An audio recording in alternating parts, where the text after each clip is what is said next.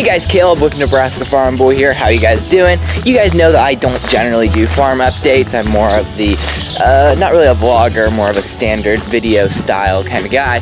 But today I needed to show you this because this was kind of insane. So last night we had about 2 to 3 inches of rain in about 10 minutes. It was like 60 to 70 mile per hour winds and it was just insane. I got video footage of it. Though it was like coming down sideways so fast that it literally did not go into the rain gauge. The rain gauge was completely dry when we went out to check. But essentially what happened was we had a bunch of broilers out in chicken tractors. We had 3 chicken tractors out there. And for those of you who don't know what that is, basically, well, you'll see in just a second. And so it was probably, I can't remember, but I think it's over 100 broilers and some turkeys and some ducks. And generally speaking, sometimes the chicken tractors move a little bit in the wind. We've had a couple flip over, but you've got to see what happened this time. So this is the spot that the first one was in, but the wind blew it all the way over there.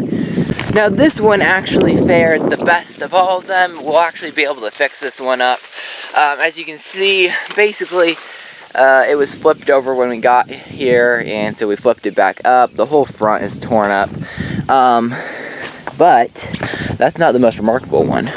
Over here was roughly where the other 2 chicken tractors were, but we can see one off in the distance. Now this one is going to be very difficult to salvage. As you can see, it's pretty well annihilated. It was pretty devastating. But over this terrace, across this field, and way out there is where the other one blew. It's gone from here, over there across that road, all the way over there.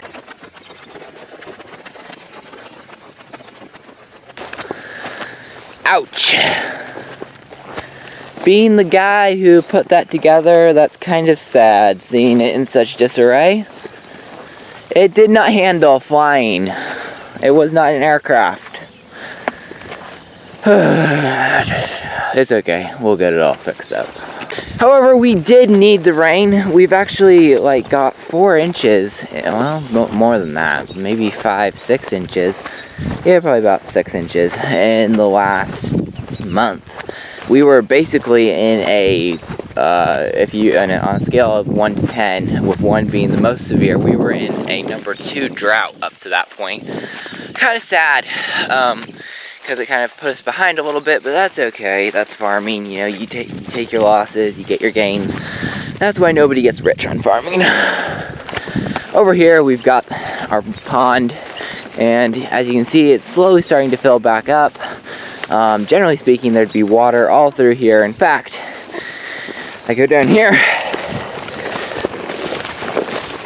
under this wire,